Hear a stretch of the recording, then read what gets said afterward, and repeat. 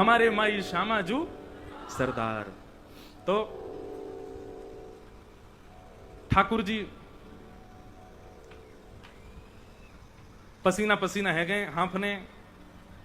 गुसाई जी बोले जय जय, कहा भयो, इतने परेशान क्या क्यों लग रहे हो? बोले मुंह बहुत बड़ो सपनों आयो, और सपने में मैंने यूं देखी मधुमंगल सीतामा मेरो श्रृंगार करके मंदिर में बैठ गए। अरे ना जय जय, ऐसी कोई बात ना है, सपनों आयो, कोई बात ना है, आरती करें। तो श्रीनाथ जी को जो वाम अंग है ना, वो श्री जी हैं।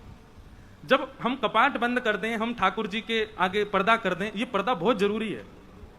ठाकुर जी नहीं तो संकोच के कारण लीला ना करें, या हमारे कभी कभी ये घरन में कछु हो नहीं हो, ठाकुर जी के सामने पर्दा जरूर होना चाहिए, उनको एकांतिक भाव रहना चाहिए। तो जैसे ही गुसाई जी आरती करके बाहर गए, कपाट बंद गए, श्यामा श्याम दोनों विलग गए। किशोरी जी बोली मैं सबरी सच्चाई बताऊंगी गुसाई जी को। बोले कहा बताओगी? बोले सब झूठ बोलो तुम सपने अपने के कि मधुमंगल श्री रामा, मुझे पता है तुम कहीं खिड़की तने करके जाओ कोई के पास, और मुझे सब पता है, मैं गुसाई जी को बताऊंगी। ठाकुर जी चरण श्री जी मान जाओ, मत बताइयो, तुम जो कहोगी सो करूंगा, मत बताइयो। किशोरी जी बोली एक शर्त है। बोले तुम जो कहोगी सो करूंगा, तुम बताओ कहाँ करना है?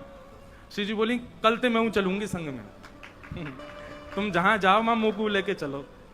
ठाकुर जी बोले जे ना है सके। बोले चो ना है सके? बोले आप बड़ी बड़ी करुणामयी हैं, बड़ी दयालु हैं, मैं तो जाऊं बा बेचारे लोग भक्तन ते मिल मिला के आ जाऊं, उनके बेचारे इनके दीन दुखन को देख करके सब कुछ दे दोगी उन्हें, या हमारे मैं आपको अकेले छोड़ के जाऊं यहीं पे, आप मत चलियो। श्री जी बोली तो ठीक है, मैं गुसाई जी को बता रही हूँ।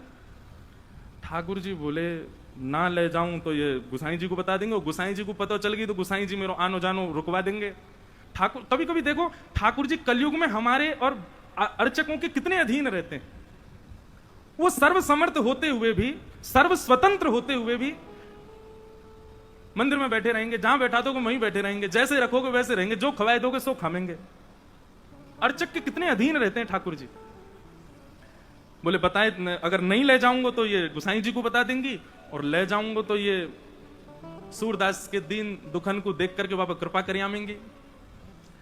अच्छा ठाकुर जी कृपा करवे से रुके। देखो हम श्री जी वाले ज्यादा हैं, पर कभी कभी दया आ जाए लाला पे, इतने वो बेचारे वो ना है कि सब जगह श्री जी को ही हम लोग बहुत ज्यादा, ठीक है श्री जी को यश तो है ही है, पर लाला वो इतनो तो बेचारो ऐसा ना है निष्ठुर, हम इतना बताते हैं कि ठाकुर जी तो ऐसे हैं, श्री जी हमारी बड़ी दयालु करुणामयी। लाला भी करुणा में है, लेकिन लाला ने एक विचार करे, वो यूं सोचे कि भैया अगर मैंने कोई पर बहुत अनुग्रह कर दियो और अनुग्रह करके कृपा करके सर्व समर्थवान बना दियो, तो सर्व समर्थ है कि मुंह को भूल जाएगो, भजन नहीं करेगो। व्यक्ति भजन कब कर रहे हो? जब सर्व समर्थ नहीं है। ठाकुर जी के मैं सूरदास को नेत्र दे दूं तो सूरदास के भाव में ऐसा लगेगा जैसे खीर में नमक पड़ गई हो। अभी या को दिखूं ना हूं तो या हमारी इतनी सुंदर भाव गावे, तलते दिखवे लग गए हो तो फिर भाव ने कम हो जाएंगे। ये बात निश्चित है। जिसको बहुत व्यवस्थाएं मिली हैं, जो जैसे ही सोचे तुरंत वृंदावन पहुंच जाता है, जब चाहे बरसाने पहुंच जाता है, जब चाहे गिरिराज जी आ जाता है, बुरा नहीं मानिएगा, वो व्यक्ति धीरे धीरे वैल्यू भी कम कर देता है। लेकिन जो तड़पता है, जो व्याकुल होता है, जिसके हृदय में बेचैनी होती है, चाह करके भी नहीं जा पाता, मूल्य भी वही समझता है। इसलिए ठाकुर जी अनुग्रह कम करते हैं, लेकिन ऐसा ना है ठाकुर जी हमारे निष्ठुर हैं बेचारे। उन्हें विचार करें कि या के अंदर प्रेम भक्ति और बढ़े, या हमारे अनुग्रह ना करें। श्री जी बोली या तो मुंह को लेके चलो, नहीं तो मैं बताऊं गुसाई जी को। ठाकुर जी बोले आपकी एक शर्त मैं मानूंगा, वो एक शर्त आप मेरी मानो। बोले कहा? बोले मौन जाओगी, मौन आओगी, कछु नहीं कहोगी ना करोगी वहां पे।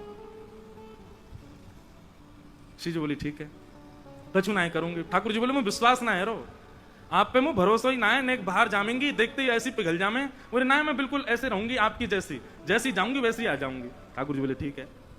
दूसरे दिन ठाकुर जी श्री जी को लेकर के गए। कैसी कृपा सूरदास तक। सूरदास जी की कुटिया में चुपचाप चोरन की भांति ठाकुर जी घुस गए और श्री जी घुस गए, और दोनों एक कोने में बैठे हैं थोड़ी पे हाथ धर के, और ठाकुर जी हाथ पांव जोड़ रहे हैं। वो रोइयो मत, भावुक मत होइयो, जे कछु गावे होगा तुम नेक में ही ऐसी है जाओगी, चुप रहो ना, मैं बैठ रही सुन रही हूं बस। सूरदास जी ने गानो प्रारंभ किया, और जैसे ही गानो प्रारंभ किया, आहा श्री जी के तो भाव नित्य सजल है गए। ठाकुर जी तो कह रही हैं जाकू नेत्र दे दो। अब ठाकुर जी बोले मैंने मना करी ना, ये सब ना होगो, ये सब ना करनो है। अच्छा ठीक है, कोई बात ना, गान दो। श्री जी समझ गई जे तो कृपा करेंगे ना, मोइये का चुकरना पड़ेगा। सूरदास जी अपने भाव गा करके और तुरंत अपनी लठिया दौड़ करके उठ करके खड़े हो गए और अपनी कुटिया से बाहर जाने लगे। ठाकुर जी बोले चलो श्री जी अब समय है गया, हम भी मंदिर चलें, गुसाई जी अभी कपाट खोल देंगे, आरती होएगी, व्यवस्थित रहना पड़ेगा। श्री जी बोली अभी तो समय है, ये सूरदास बेचारो अकेलो जा रहा है आगे आगे, या कि पीछे पीछे चल के देखो तो सही जाएगा कहां। ठाकुर जी बोले मैं तुम तो पहले ही मना कर रहा हूं, ये सब मत करियो। श्री जी बोली अब नेक देर की बात हो रही है, चल दो या के संग। सूरदास जी आगे आगे चल रहे हैं, पीछे श्यामा श्याम दोनों निहारते भाई चल रहे हैं। तभी एक बहुत गहरो गड्ढो आया सामने। सूरदास जी जब गड्ढा की तरफ जान लगे, जैसे ही जान लगे श्री जी बोली अरे अरे ये देखो गड्ढा में गिर जाएगा, अरे याकू जल्दी जाके रोको। ठाकुर जी कह रहे नहीं श्री जी बिल्कुल नहीं, वाकू गिरन दो, अपने आप संभलेगा, तुम बिल्कुल मत जाओ। अरे तुम कैसे हो बेचारो, गिरवे वार हो, वाकू लग जाएगी वाके। दोनों में ऐसी बात चल रही, इतने में सूरदास जी गिर गए गड्ढा में। ठाकुर जी बोले जल्दी चलो मंदिर खुलवे को समय है क्यों। श्री जी बोली पहले याकू बाहर निकालो, ये जब बाहर आ जाएगा तब जाऊंगी। ठाकुर जी बोले देखो मान जाओ। बोले ठीक है तुम अकेले चले जाओ, मैं तो ना जा रही, मैं तो याकू निकाल के जाऊंगी। अब श्री जी के बिना ठाकुर जी कैसे जाएं। ठाकुर जी बोले मैं तो पहले ही मना कर रहा हूं, मत चलो, मानो ना हो, मैं तो जानू ना आपकी बातन ने, ऐसी कृपा कर दें कोई पे भी। बोले कोई पे भी सूरदास है। बोले मैं जानू पर यहाँ पे अभी कृपा ना करनी, कचुदना और याकू ऐसे ही रहने दो। श्री जी बोली ना मुंह पे ना देखो जा रहे हो, अब ऐसा हो जाएगा या पे बिना कृपा किए गए तो श्रीनाथ जी के आधे नेत्रन में आंसू ही रहेंगे, श्री जी रुदन करती रहेंगी। बोले मैं सुख से विराजनो चाहूं, वाकई लिया पहले यहाँ पे कृपा करके चलो। श्री जी ने अपनी चुनरी दी और ठाकुर जी ने अपनी कारी कमरी वहां में बांध दी, और ऊपर से ठाकुर जी वह गड्ढा में चिल्ला के कह रहे बाबा बाबा शब्द सुनते ही सूरदास जी के तो रोंगटे खड़े है गए। बोले जे कौन बोल रहा है। अरे कौन है भैया। अरे बाबा मैं हूं, यहीं पास के गांव का हूं, गोपाल। बोले अच्छा भैया कहा कह रहे हो। बोले आप गिर गए हो, मैं आपकी मदद कर दूं, बाहर आ जाओ। सूरदास जी बोले कैसे आऊंगा बाहर भैया, मैं तो बहुत गहरो गिर गए हो। ठाकुर जी बोले मैंने अपनो पटका डाल दियो बाबा, बाकू पकड़ लियो, पकड़ के ऊपर आ जाओ।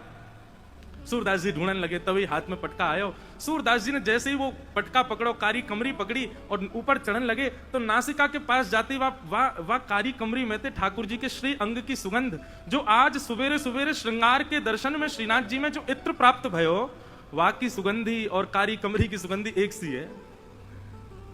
सूरदास जी बोले जे सुगंधी तो सुबह सुबह गुसाई जी ने दही मोहे श्रृंगार के बाद, यह पटका में तो कैसे आ रही है। सूरदास जी के मन में संशय नहीं आया कि कोई और होगा, तुरंत विश्वास प्रकट हो गया श्याम सुंदर ही है। और मानो कमर कसले ही हो, बोले आज सूरदास छोड़ना ना है इनको, बड़ी मुश्किल से आए हैं आज तो पकड़ना है। ऊपर आने लगे सूरदास, यहां ठाकुर जी श्री जी की चुनरी ते कारी कमरी बंदी भई है, और ठाकुर जी श्री जी की चुनरी पकड़ के खड़े हैं, और ठाकुर जी की कमर पकड़ के श्री जी खींच रही हैं पीछे, और सूरदास बाहर आ रहे हैं। कैसी छवि, कोई चित्रकार हो तो बना लियो भैया। सूरदास ऊपर चढ़ रहा है, कारी कमरी पकड़ रखी है, और गुलाबी चुनरी ठाकुर जी ने पकड़ रखी है, खींच रहे हैं, और ठाकुर जी को श्री जी खींच रही हैं। कैसी कृपा सूरदास पे। सूरदास जी जैसे जैसे बाहर आ रहे हैं, नेत्रन में आंसू आ रहे हैं, लेकिन पी रहे हैं। बोले आज बाबू को ना हो नो, आज तो चतुराई दिखानी है। और जैसे ही महाराज सूरदास जी निकल के बाहर आए, जानबूझ के सूरदास जी ने ऐसा नाटक किया कि मानो गिर गए हों, और जोरते आगे की तरफ गिरवे को भय। ठाकुर जी तो पीछे हट गए, श्री जी वहीं रह गई, तो श्री जी के चरणन में जाके गिरे, सोई चरण पकड़ लिए सूरदास जी ने। अब सूरदास जी के हाथ में जैसे ही श्री जी के चरण आए, ठाकुर जी ने श्री जी को हाथ पकड़ो, जोरते बोले पीछे हटो। अब पीछे श्री जी हटी तो श्री जी के पावन को नूपुर सूरदास जी के हाथ में रह गए। सूरदास जी ने चुपचाप छुपाई के यहीं दल लियो। ठाकुर जी बोले श्री जी जल्दी चलो, मंदिर खुलवा बारो, गुसाई जी अभी मंदिर खोल देंगे। श्री जी चलन लगी तो बोली जय जय, मेरे एक नूपुर की ध्वनि ना आ रही, कहीं गिर को दिखे। ठाकुर जी बोले दूसरा दिलवाए दूंगा, अब चलो जल्दी। श्री जी बोली ना मुंह को तो वही चाहिए। ठाकुर जी बोले यही मारे ना लेके आ रहा हूं आपको, अब कहां गिर गए हो। वो पीछे मुड़ के देखी तो सूरदास जी वह नूपुर को ऐसे कान से लगाए करके वह की ध्वनि सुन रहे हैं, देख तो सके ना है, वह की कोमलता को अनुभव कर रहे हैं। श्री जी बोली देख बाबा के पास में जय जय, वहीं चलो। ठाकुर जी बोले अब यहीं पर रहने दो, मैं दूसरी दिलाई दूंगा तुम्हें, अब चलो जल्दी, मंदिर में खुल जाएगा नहीं तो। बोले ना मुंह को तो यही चाहिए। बाबा हाँ रे भैया कौन है। बोले मैं ही हूं गोपाल, अब ही जाने आपको बाहर निकालो। अच्छा भैया कहे कहा बात है। बोले बाबा मेरे संग मेरी सखी आई, बाको नूपुर गिर गयो, आपने दल लियो अपने पास, बाकू दे दो। सूरदास जी बोले जे नूपुर। बोले हम बे। बोले जे तो वाको है जो मेरे मुंह को निकारवे आयो का। बोले बाबा मैं वही तो हूं। बोले मोहे का पता भैया तू वही है, मुंह दिखाई तो देवे ना है। अरे बाबा मान जा जे हमारो ही नूपुर है। बोले अच्छा तेरी सखी के पास एक नूपुर होगा, एक नूपुर तो मेरे पास है, सखी ने आगे आए करके अपने दूसरे पाम के नूपुर की पहचान मुंह को कराए दे, मैं छू करके देख लूंगा कि हाँ जी वही नूपुर है, तो दूसरे पाम में पहनाए दूंगा। और नहीं तो भैया मैंने कहीं तोय दे दी और असली या को हकदार आयो और बाने आके मुझसे कही, तो मैं तो बड़ी विडंबना में फंस जाऊंगा, मुझे तो पता ना है असली कौन है। ठाकुर जी बोले, श्री जी जे बहुत चतुराई कर रहा है, या को पता चल गई है कि आप ही श्री जी हो और ये दूसरा पाम पकड़ लेगा आपको। श्री जी बोली, पकड़े तो पकड़न दो, लेकिन आज ये नूपुर लेके ही जाऊंगी। वो नूपुर के प्रति आसक्ति थोड़ी हमारी श्यामाजू की, उनकी तो जब से दृष्टि में आ गए सूरदास जी, तब से बस यही चिंता है श्री जी को कि आप कृपा कैसे करूं मैं। श्री जी आगे बढ़ने लगी, ठाकुर जी पाम पूछो, तुम्हारे पाम पूछो, या के पास मत जाओ, पकड़ लेगो। श्री जी चलती जा रही हैं, लो बाबा दूसरे पाम के नूपुर की पहचान कर लो। सूरदास जी ने दूसरे पाम को स्पर्श किया, बांधी भाई नूपुर हाथ से छुई, नेत्रन से आंसू बहन रहे हैं। लाली अपनो पहलो पाम आगे कर दे, मैं पहना दूं। श्री जी ने पाम आगे कियो। सूरदास जी जैसे ही नूपुर बांधन लगे, नूपुर बांधते ही सूरदास जी ने तो ऐसे अंक में श्री जी के दोनों चरण पकड़ लिए, बोले अब नहीं जान दूंगा, अब तो कृपा करो मुंह पे, कृपा करो तभी जान दूंगा। यहाँ ठाकुर जी खींच रहे हैं श्री जी को, लेकिन श्री जी कस के पकड़ लें सूरदास जी ने। अरे बाबा छोड़ दे, बोले आज नहीं छोड़ूंगा, बड़े दनान में हाथ आए हो। 84 लाखन में घुमाए घुमाए करके जैसे तैसे तो सूरदास बनाऊं, जैसे तैसे गिरिराज जी आके अटकाऊं, जैसे तैसे श्री वल्लभाचार्य जी की मुंह को दीक्षा प्राप्त भई है, अब ना छोड़ूंगा, अब तो जय जय कृपा करो। बोले कहां कृपा करें? बोले मैंने जीवन में आपसे कछु नहीं मांगो, लेकिन आज मांग रहा हूं। ये दो चक्षु, इनकी कभी मुझको अभाव को अनुभव ना भयो कि आपने मुझको क्यों ना दिए, बहुत कृपा ठाकुर जी जो आपने ना दिए, लेकिन आज पहली बार ऐसा लग रहा है काश मुंह पे नेत्र होते तो मैं दोनों युगल के दर्शन कर लेता। सूरदास जी ने तो कही है, श्री जी ने तो इतने अपने हाथ धर दिए। बोले बाबा आंख खोल लो। ठाकुर जी कह रहे हैं कि मुझे पूछ तो ले करो, किशोरी जी कह रही है पूछो पूछो वाला काम ना है, सब होन दो, बाबा आंख खोलो। सूरदास जी ने अपने जीवन में पहले बार कमल जैसे, बिल्कुल ठाकुर जी जैसे नेत्र प्रदान कर दिए सूरदास जी को। जैसे ही नेत्र खोल करके देखो, आहा नव दुल्हे ब्रजराज सांवरो, दुल्हन राधा गोरी, बसो मोरे नैनन में यह जोरी, बसो मोरे नैनन में यह जोरी। यही गिरिराज जी की तलहटी में दोनों युगल खड़े हैं, एक दूसरे के गले में गलवैयां डाले और सूरदास जी दर्शन कर रहे हैं।